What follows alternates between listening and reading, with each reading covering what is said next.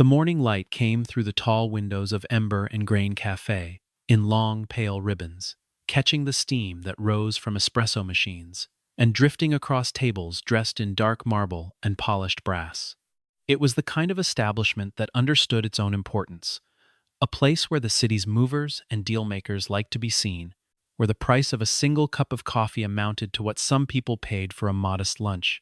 And yet, tucked into the far corner near the window that looked out onto Peachtree Street, Marcus Johnson sat the way he always did, unhurried, underdressed by the room's standards, with a battered leather notebook open beside his laptop and a plain black coffee cooling at his elbow. He was 42 years old, and he had the kind of face that did not announce itself broad and calm, with eyes that moved slowly and observed everything without appearing to observe anything at all.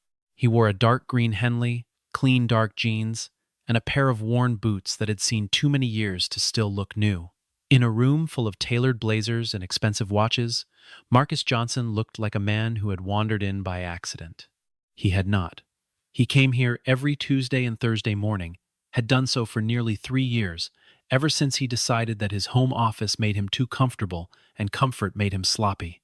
The corner table was his, by unspoken agreement with the staff, who knew his order before he sat down, and who left him alone the way you leave. A person alone, when you can tell they are doing something important, even if you cannot tell what it is. That morning he was reviewing a contract, not that anyone would have guessed. There were no signs of status on his table, no logo-branded folders, no business cards fanned out for display, just the notebook, the laptop, and the coffee. To anyone glancing over, he was simply a man doing quiet work in a corner. That was exactly how Marcus preferred it. The cafe was perhaps half full at 8:47 in the morning when the atmosphere shifted. It happened the way it always happened when someone like Victoria Harrington entered a room. The door opened and the air changed. She came in with 4 people around her, 2 security personnel on either side, a personal assistant clutching a tablet, and a publicist who was already scanning the room with the professional suspicion of someone paid to manage appearances. Victoria herself was 49, and she wore her power the way other women wore jewelry, deliberately, precisely, and with the expectation that others would notice. Her coat alone cost more than most people's monthly mortgage. Her heels clicked against the floor in a rhythm that assumed deference. She was the founder and chief executive of Harrington Capital Group, one of the Southeast's most formidable private equity firms, and the Atlanta Business Chronicle had placed her on the cover of its annual Power issue 4 years running. She was accustomed to rooms bending around her. She expected this one to do the same. The sequence of events that followed was so brief and so ordinary, in the mechanical sense, that it was almost absurd how much weight it would eventually carry. A young server named Kevin, 23 years old, and 2 months into the job, was navigating the narrow path between tables with a tray balanced in one hand. He was watching the tray, not the foot traffic near the door, which is why he did not immediately register that Victoria's entourage had swept into his path without slowing. He adjusted his trajectory at the last second, stepped to the right directly into the back of Marcus's chair. The tray tilted. The cup at its edge, full of dark roast that had just been poured, slid and fell. It landed partly on the table's edge and partly on the floor, but the trajectory of the spill was diagonal, and a fan-shaped splash of coffee arced outward and caught the lower hem of Victoria Harrington's camel wool coat. It was not a large stain. It was perhaps the size of a hand, low near the hem. But it landed with a sound that Kevin would remember for a long time, because the sound was not the sound of fabric-absorbing liquid, it was the sound of Victoria Harrington drawing a breath through her teeth. She stopped walking. She looked down. Then she looked up, and her gaze moved past Kevin entirely and fixed itself on Marcus, who was already half-turned in his chair, already reaching for napkins, already opening his mouth to say something reasonable. He did not get the chance. "What is wrong with you?" Victoria said. It was not a question. Her voice was low, but it carried, the way voices carry in high-ceilinged rooms when everyone else has gone quiet, and everyone else had gone quiet. She gestured at her coat. "Do you have any idea what this coat is worth?" Marcus kept his voice even. I'm not finished," Victoria said sharply. "You're sitting in the middle of a walkway with your chair pushed out, And you just, ma'am, Marcus said very quietly. The server hit my chair. I didn't move it into don't, she said. Don't do that. Don't explain your way out of negligence. Her publicist was murmuring something near her shoulder. Her assistant had already taken out a phone. But Victoria's focus had narrowed entirely to the man sitting in the corner who was looking at her with an expression she could not immediately categorize. Not anger, not embarrassment, not the apology she was waiting for. Just a kind of steady, measuring calm that she found, for reasons she could not have explained, deeply irritating.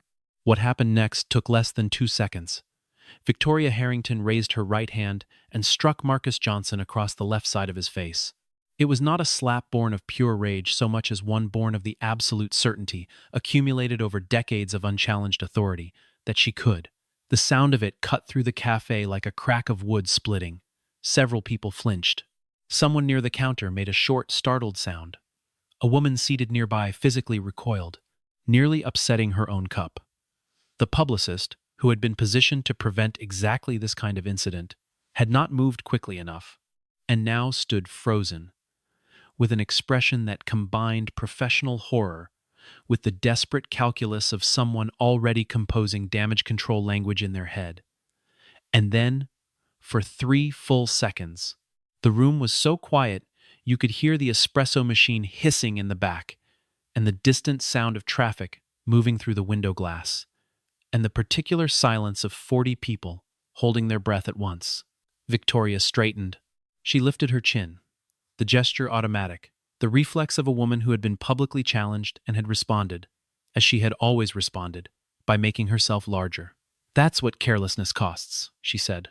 Her voice was steady. She did not look at Marcus again, not from guilt, not yet, but from the practiced indifference of someone who has decided that a confrontation is concluded and acts accordingly. She turned to her assistant and said, "Get me a table by the window," as though the last 30 seconds had been a minor administrative inconvenience, and she walked away with her coat and her entourage and the stains still on her hem. Marcus Johnson did not move. He sat very still, his hands flat on the table, his eyes forward. A thin line of red marked his cheekbone, where the blow had landed.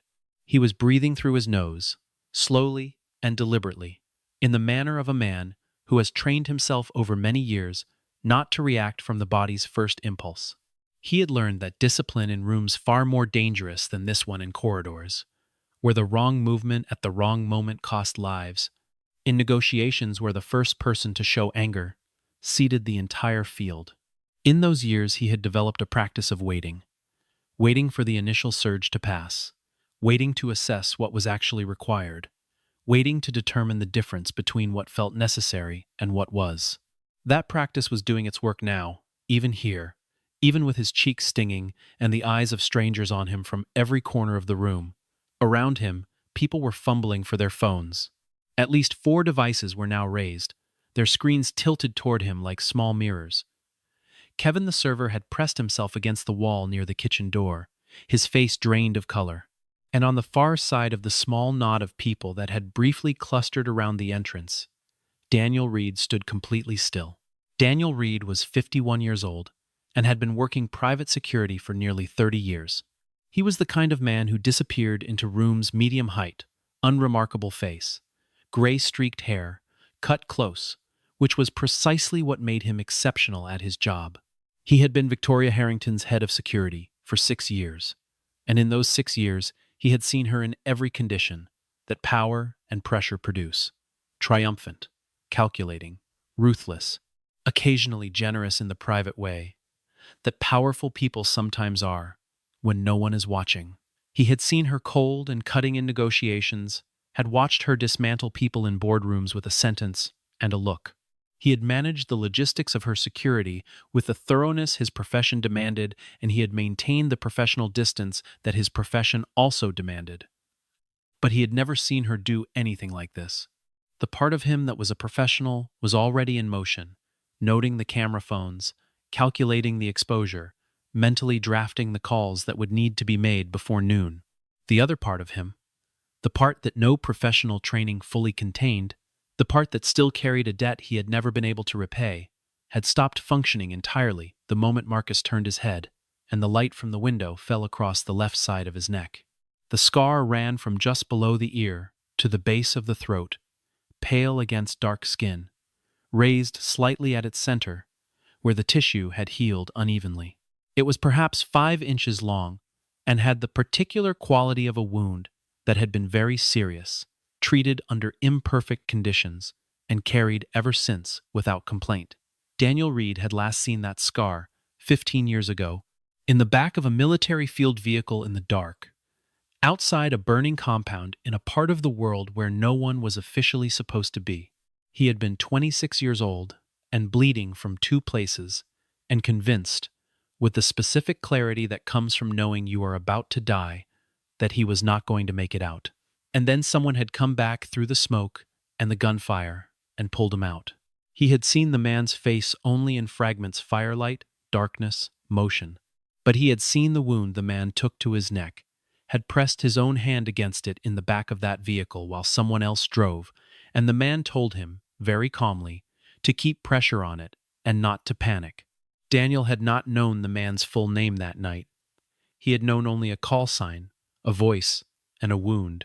Marcus Johnson turned his head slightly, and his eyes found Daniel's across the width of the cafe. Daniel felt his lungs stop. He could not have explained it as certainty. Not yet 15 years was a long time, and faces change, and memory is not a reliable instrument under normal conditions, let alone in the aftermath of a crisis. But the scar was exact. It was not similar or suggestive or roughly comparable. It was exact in its length and position, and the particular way it caught the light at a certain angle, the way all old wounds catch light differently from surrounding skin. The eyes, dark and still, and measuring, were exact. And the expression on the man's face, that particular quality of composure, that was not passivity, that was something much harder and more deliberate, the expression of a man exercising continuous and conscious discipline over himself, that was exact in a way that hit Daniel somewhere below reasoning. He took one step forward, involuntarily, and Marcus gave the smallest possible shake of his head. It was barely a movement, the kind of gesture that would register only to someone already watching for it. It said, clearly and completely, "Not here, not now, not like this." Daniel stopped. Victoria, 3 feet away, was telling her assistant something about dry cleaning. She had not the faintest idea what was happening in the space between the 2 men, standing near the window. What the public saw, in the videos that began circulating that afternoon, was a wealthy woman striking a black man in a cafe while bystanders filmed and nobody intervened. What the videos could not show, because it existed only in the space between 2 men looking at each other across a room, was the weight of what that moment contained. The clip that spread fastest was 47 seconds long and captured the slap, the silence that followed, and Marcus's expression in the immediate aftermath. Not shock, not humiliation, not the flushed anger or tearful distress that viewers were conditioned to expect, but a kind of granite stillness that many viewers found more unsettling than tears or anger would have been. It was the expression, some people wrote, of a man who had decided something very far in the past and had been living by that decision ever since, a man for whom even this, was something he had some internal framework for absorbing. People kept returning to it. They shared it and wrote about it and argued over what it meant. The caption under the most shared version read, "Atlanta billionaire Victoria Harrington strikes black man in Ember and Grain Café full video." By 6 o'clock that evening, it had been viewed more than 2 million times. By midnight, the number had tripled. The coverage fractured immediately along predictable lines, the way such things always do, with some voices defending Victoria's right to react to what they characterized as a genuine provocation, others calling for her immediate personal and financial accountability, and a significant third group focused almost entirely on the expression on Marcus's face, that unsettling and unrepeatable calm, and what it meant about him, about the situation, about the culture that had produced it. Social justice advocates described him as the embodiment of dignity under fire. Legal commentators debated whether a civil battery claim was likely and what damages might look like. Several prominent figures in Atlanta's business community released carefully worded statements, distancing themselves from Victoria, while carefully not condemning her directly, a maneuver so practiced and transparent that it generated its own secondary coverage.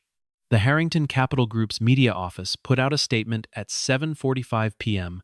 that described the incident as a private misunderstanding that occurred in a moment of stress and expressed that Victoria regrets any distress caused. It was exactly the kind of statement that satisfied no one and confirmed every negative assumption. The investor relations inbox received over 4,000 messages in the following 24 hours, the vast majority of them hostile. Victoria herself, by that evening, had moved through contemptuous dismissal to a kind of tightly controlled unease that she found more difficult to manage than anger.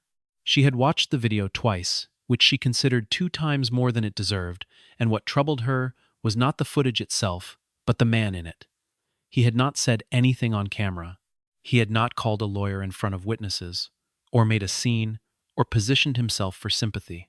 He had simply sat there afterward with that expression, and then he had quietly packed his things and walked out of the cafe with the contained dignity of a man who did not need the room to validate him.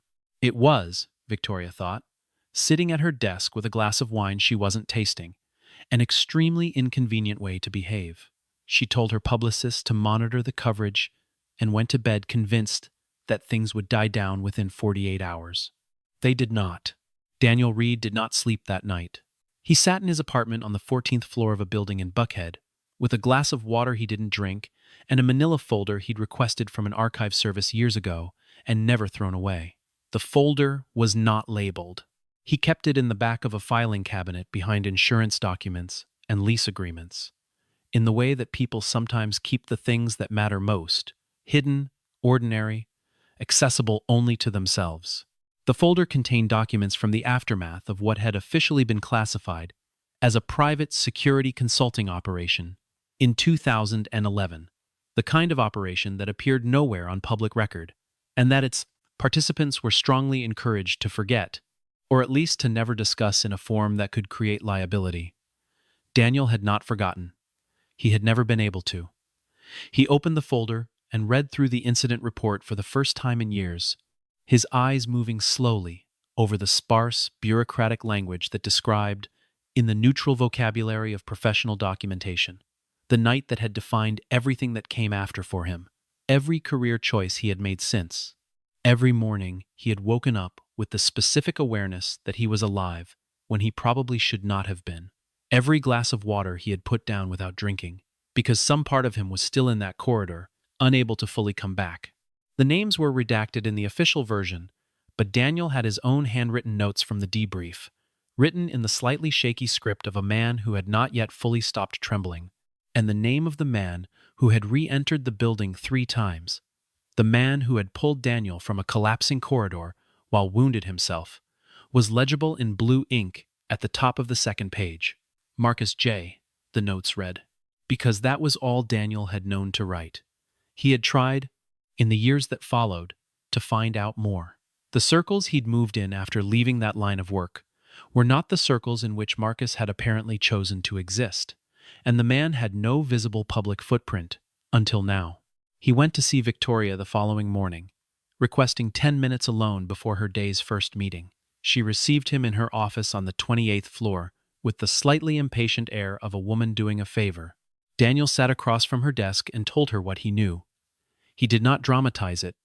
He was not a man who dramatized things. He laid out the basic structure of what had happened 15 years ago. The operation, the ambush, the injuries, the extraction. And he told her that the man she had struck in the cafe was, to the best of his belief, and the evidence of a very specific scar, the person who had saved his life at significant personal cost. Victoria listened with her hands folded and her face careful.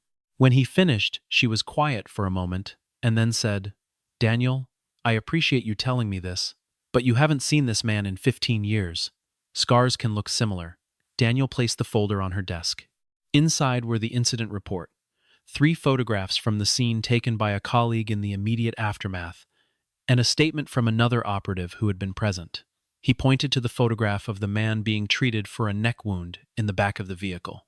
The quality was poor low-light motion blur, but the angle of the injury was clear, and it matched. Victoria looked at it for a long moment. His name was listed as Marcus J. In my notes, Daniel said. His full name is Marcus Johnson. He has lived in Atlanta for over a decade. I've confirmed that much. Victoria looked up. Why are you telling me this? Because I think you deserve to know who you hit, Daniel said. There was no accusation in it. He said it the way you state a fact. Victoria's reaction, had anyone been watching closely, would have been difficult to read. Something moved across her face, not guilt, not immediately, but something more like recalibration, the expression of a person being forced to revise a model of the world they thought they understood. She had spent the past 18 hours telling herself a story in which she was the wronged party, in which the cafe incident was an overreaction to a genuine provocation, in which the public outrage was performative and would pass.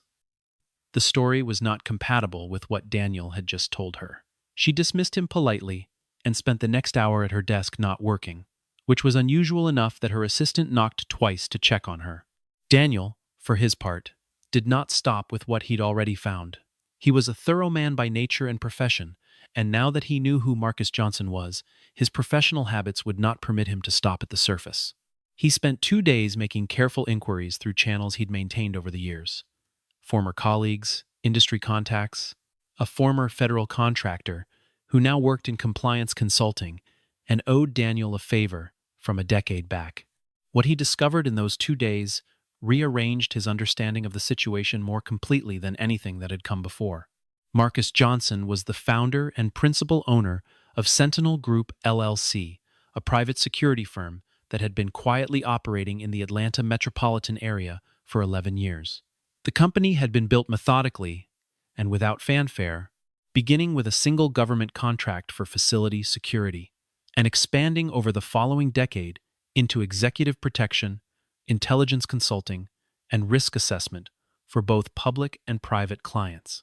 Sentinel Group held contracts with 3 federal agencies, 2 state government bodies, and a portfolio of private clients that included some of the most prominent names in Southern finance and real estate.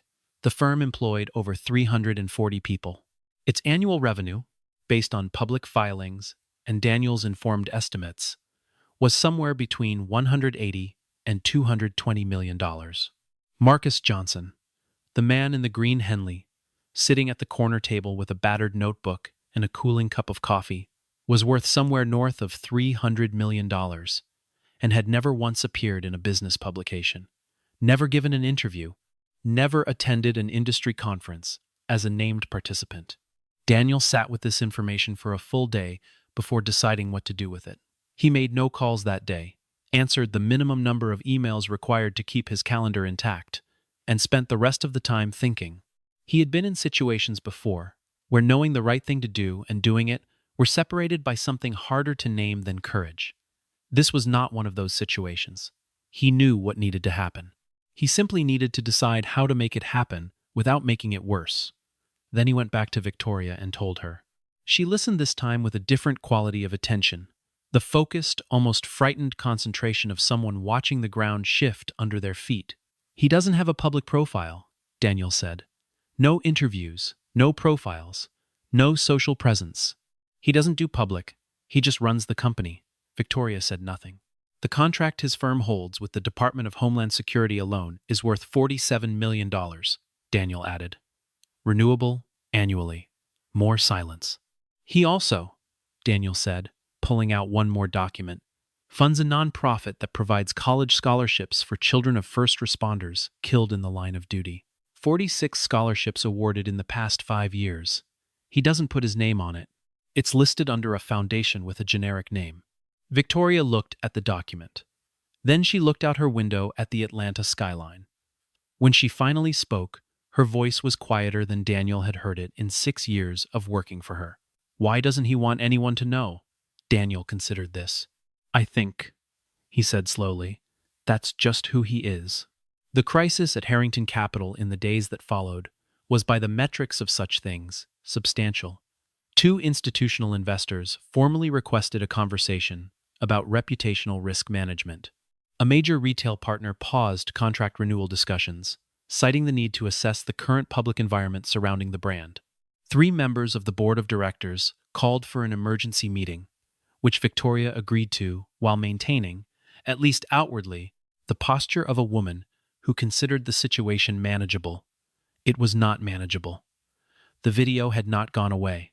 If anything, it had grown, acquiring the particular momentum of a story that the public had decided was about something larger than the specific incident, about power, about race, about the impunity of wealth, about the face of that man, and what it meant that he had not flinched. Columnists wrote about him. A professor of sociology at Emory cited the video in a public lecture about structural inequality. A novelist named him, without naming him, as the template for a character in a piece she published in a national magazine. Marcus Johnson remained entirely silent through all of it. He gave no interviews. He released no statement. His company's communications director confirmed only that the firm was aware of the incident and had no comment. The silence was not passive. People who knew him, and there were not many who would speak about him publicly, described it as consistent with everything else about the man. Victoria attended the emergency board meeting on a Thursday afternoon and emerged from it with 2 things she had not had going in: a formal resolution requiring her to make a public statement, and a clearer understanding of how alone she was in the room. The board had not fired her. She owned 41% of the company, and that was not a realistic outcome, but the room had been cold, in a way she had not experienced in 20 years of running her own enterprise. And the coldness had come from people she had considered allies, people who had eaten at her table and attended her events and called her by her first name for years. She had expected pushback. She had not expected to feel, sitting in the leather chair at the head of a table she had selected herself for an office she had designed herself in a building that bore her company's name, quite so fundamentally without support. It was the particular loneliness of someone who has operated on the assumption that the people around her are there because they value her, and who discovers in a difficult moment that many of them are there because they value what she represents, and those are not the same thing. She drove home that evening in the back of an SUV and watched the city go past the window and tried to remember the last time she had felt genuinely uncertain about something, genuinely unanchored. It took her longer to come up with an answer than she expected. She made inquiries through intermediaries about whether Marcus would be willing to meet. He did not respond for 4 days, which she found unsettling in a way she could not fully account for. She was accustomed to people responding to her immediately, to the gravitational pull of her name doing its work in the world, and the silence from Marcus had a quality that was different from being ignored. It felt more like being assessed. When the response came, it was a time and an address, an office building, in Midtown 9th floor, 8 in the morning, and nothing else. No pleasantries, no conditions, no indication of what to expect. Victoria arrived at exactly 8 o'clock with no assistant, no publicist, and only 1 member of her security team, which she had reduced to a single driver waiting downstairs, a decision she had made the night before, without being able to fully explain why, except that bringing the full apparatus of her public life into this meeting felt somehow wrong. The building's lobby directory listed Sentinel Group LLC on the 9th floor, and when the elevator doors opened, she walked into a reception area that was clean and professional and entirely without pretension. Good furniture, no art on the walls, except a single framed photograph of a mountain range shot at dawn, and the quiet, purposeful energy of a place where people came to work and not to be seen. The receptionist confirmed her appointment and walked her back through a corridor where she passed a bullpen of perhaps 60 employees, not a vast operation, but dense and focused, people moving between desks with the particular efficiency of a team that does not waste motion, and where several people looked up and then looked away, without apparent reaction to who she was, which was so unusual to Victoria that she found herself slightly wrong-footed by it.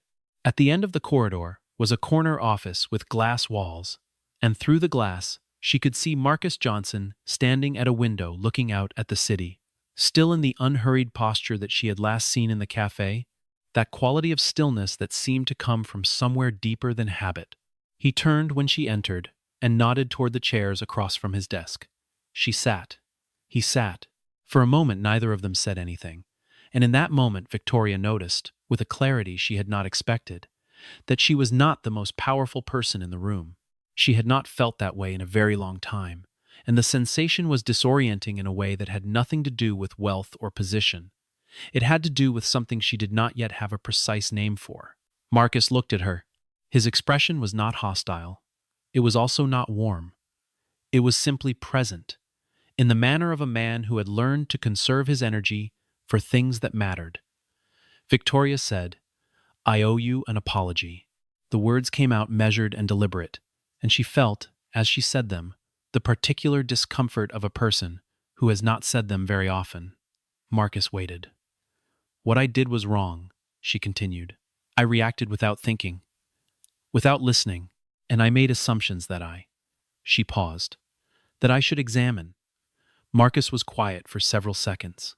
When he spoke, his voice was the same low, calm register she had heard in the cafe, now without the edge of conflict. "I appreciate you coming here," he said. "That took something." Victoria looked at him. "I've been told," she said carefully, "about what you did. 15 years ago, Daniel told me." Something subtle changed in Marcus's expression, not discomfort exactly, more like a slight contraction. The face of a man for whom this territory was unexpectedly personal. "Daniel talks too much," he said, but there was the faintest trace of something almost like warmth in it. "He owes you everything," Victoria said. "I know." He looked out the window for a moment. Then he looked back at her. "Mrs. Harrington," he said, "what hurt me in that cafe wasn't the fact that you hit me. I've been hit before. In contexts, a lot more serious than that." He paused. "What hurt was the assumption behind it. That I was the kind of person you could hit and not have to think about afterward. That my presence in that room made me a reasonable target for your frustration." He said it without anger. That was what made it land the way it did. Victoria felt it move through her chest like cold water. She did not speak for a moment. "I know," she finally said. "I know that's true." Marcus studied her. "I think," he said, "that you've been in rooms where that kind of certainty gets reinforced for a very long time. The certainty that your position puts you outside the rules that apply to everyone else. I'm not going to tell you that's entirely your fault, but it's yours to fix." Victoria nodded. It was not the deferential nod of a woman managing a situation. It was something more uncomfortable than that. It was the nod of a person receiving information they cannot argue with. The press conference that Daniel Reed organized was not something Marcus agreed to easily. He had resisted the idea for a week, during which Daniel made the case quietly and persistently that the public record needed to be set straight, not for Marcus's sake, he said, but because the story that was circulating was incomplete, and incompleteness had its own kind of harm. It was the kind of argument that Marcus found difficult to dismiss, because it was not about him. Marcus could dismiss arguments about himself with very little effort. Arguments about other people, about the shape of the information that other people were living inside, were harder to walk away from. Eventually, Marcus said yes, on the condition that he would not be present and would not be named in the prepared materials. Daniel could tell the story he needed to tell, but Marcus would remain where he had always preferred to be, outside the frame, behind the event, rather than in front of it, doing the work without taking up the space that the work sometimes creates. The event was held in a hotel conference room on a Wednesday morning, with 43 journalists present and a handful of television cameras positioned along the back wall. Daniel stood at the podium without notes, not because he was performing spontaneity, but because he had thought about what he was going to say for days, and it was by now simply inside him, and spoke for 20 minutes with the directness of a man who had spent his career in environments where imprecision had consequences. He described the 2011 operation in terms that were specific without being clinatsified, named the injuries sustained by his team, and described in precise detail the sequence of events that had led to his own extraction from a building that collapsed 14 minutes after they cleared it. He did not perform emotion. He simply reported what had happened, and what happened was that a man named Marcus Johnson had re-entered a compromised structure 3 times while wounded, to bring out members of a team he had barely met. Daniel had been the last. He had been the one Marcus had reached when there was almost no time left. 3 of the other people from that operation were present in the room. 2 of them were introduced by first name and former role. One preferred to remain anonymous and was identified only as a witness to the incident. All 3 corroborated Daniel's account in terms that were consistent and precise in the specific way that only genuine memory is, the kind that has details that no one would have thought to fabricate. A former military physician who had treated the team in the immediate aftermath confirmed the nature of the wound Marcus had sustained, its severity, and the circumstances under which it was likely received. Photographs were displayed, documents were summarized, and at the end of the 20 minutes, Daniel put down the materials he'd been holding and said, simply, "Marcus Johnson has never asked anyone to know this. He would prefer that you didn't. But I am not willing to let the story of that cafe be the story that defines him. He is not defined by what happened to him. He is defined by what he chose to do when it was much easier not to." The room was quiet afterward, in the way rooms sometimes go quiet when something real has entered them. The questions that followed were measured and attentive in a way press conference questions rarely were. The shift in public perception was not instantaneous. These things are never instantaneous, but it was comprehensive. Within 24 hours, every major outlet in the city had run the story from the press conference alongside the original Café video, and the contrast between the two was devastating in its clarity. The man who had sat so still in the aftermath of being struck, that granite composure that people had found unsettling, was now understood in a context that reframed it entirely. He was not passive. He was not stunned. He was a man who had made his choices about how to behave under pressure in environments far more extreme than a cafe on Peachtree Street, and those choices had become so deeply ingrained as to be simply who he was. The Internet's relationship to him changed in the way the Internet sometimes changes when it encounters something that resists its usual categories. Marcus Johnson was not a victim narrative, was not a redemption arc, was not a villain or a hero in the conventional sense. He was something the discourse was less practiced at accommodating. He was a person of uncommon integrity who had never asked to be known for it. Victoria's situation in the aftermath of the press conference required action, and she knew it. The board reconvened, this time in a meeting she called herself, and she came to it without the defensive armor she'd worn to the previous one. She told them what she intended to do. There was some skepticism. The instinct to manage such things through PR channels ran deep in that room. But she held to her position, and eventually the room moved with her, partly because she was right, and partly because the alternative was worse. She spent a week preparing, not the language of a corporate apology, but something more specific, which required her to sit with discomfort she was not accustomed to sitting with, and think carefully about what, exactly, she owed, and to whom. The public event she organized was held on a Saturday afternoon at a community center in southwest Atlanta, a part of the city she had not visited in several years, in a neighborhood where the resources she controlled had never flowed, and where her name, if it was known at all, was known through the lens of the kind of wealth that exists at a distance.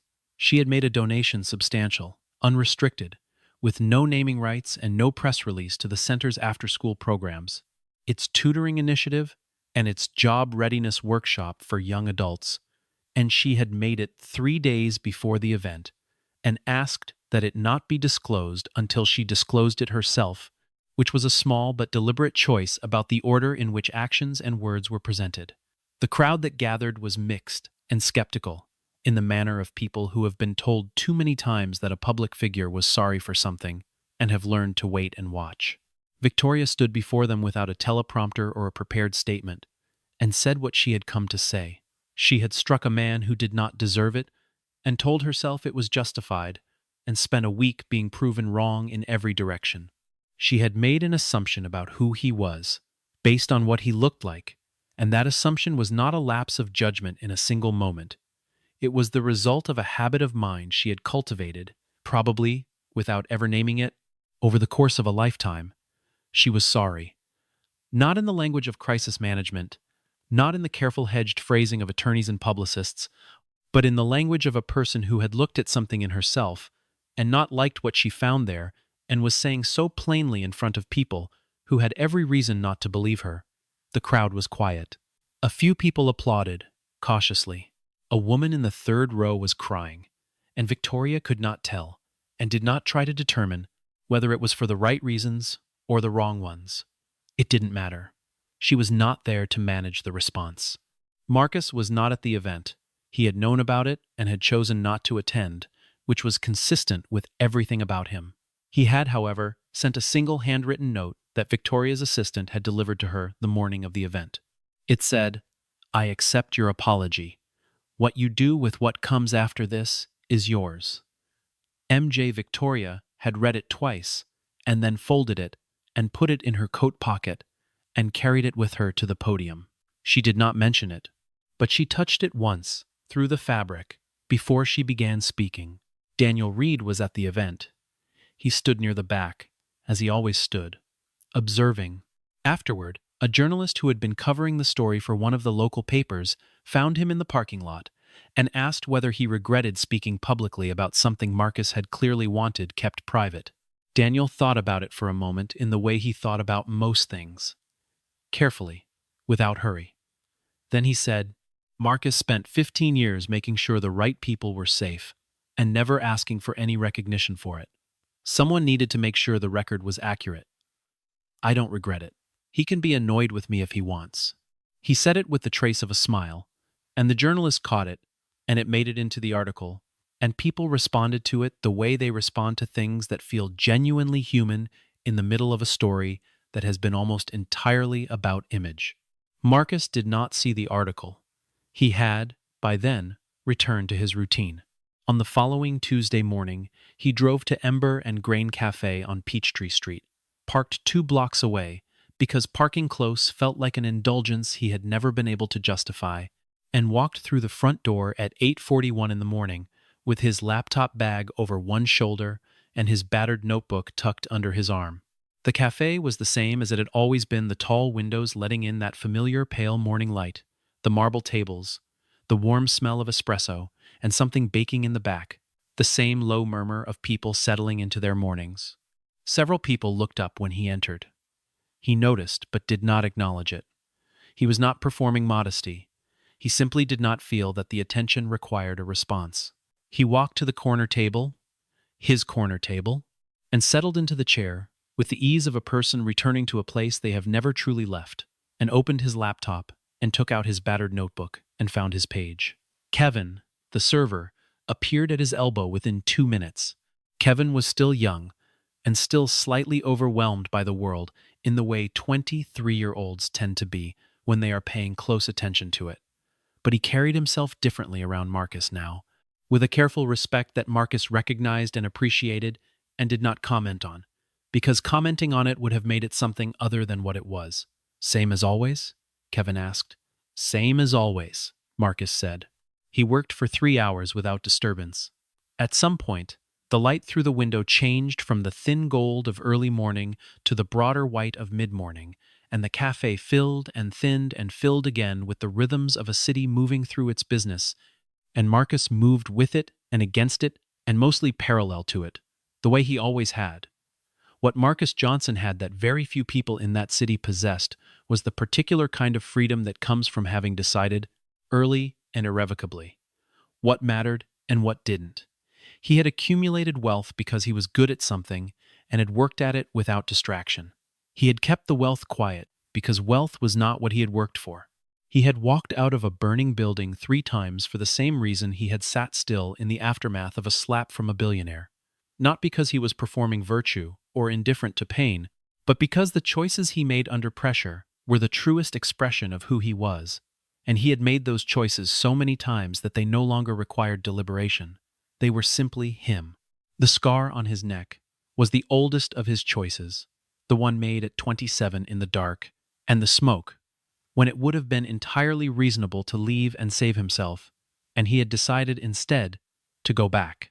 He had not thought of it as heroism at the time. He had thought of it as the only thing he could live with doing. That had not changed. He did not think of that morning in the cafe as an injustice that had been righted or a victory that had been won. He thought of it, to the extent that he thought of it at all, as a moment that had passed and left him, as all moments eventually did, exactly where he was. Outside the window, Atlanta ran through its morning, bright and loud and indifferent, the way cities always are. And Marcus Johnson sat in his corner, and did his work, and drank his coffee, and was, to every eye that passed over him, just a man sitting quietly in a cafe. That was exactly how he preferred it. Some people spend a lifetime trying to be known. Others spend a lifetime knowing themselves and find that the second is a richer enterprise by far. Outside the window, Atlanta ran through its morning. Somewhere across the city, Victoria Harrington was in an early meeting, asking harder questions than she used to. Daniel Reed was at his own desk, doing whatever it was former operatives turned security directors did on Tuesday mornings. Kevin was clearing a table near the door and preparing for the lunch setup. And Marcus Johnson was reading a contract, making notes in his battered notebook in a handwriting no one had ever been able to read clearly, drinking a plain black coffee that had gone slightly cold, and not thinking about any of it. That was his gift, and it was not one that money could have purchased. Some things accrue over a lifetime of quiet choices, invisible to the rooms you pass through, known only to the person who made them, and they add up to something that no external circumstance, no slap, no storm of public attention, no press conference, no apology, can fundamentally alter or take away. He was 42 years old, and he had the face of a man who knew exactly who he was. In a city full of people performing versions of themselves, that was rarer than any of them understood.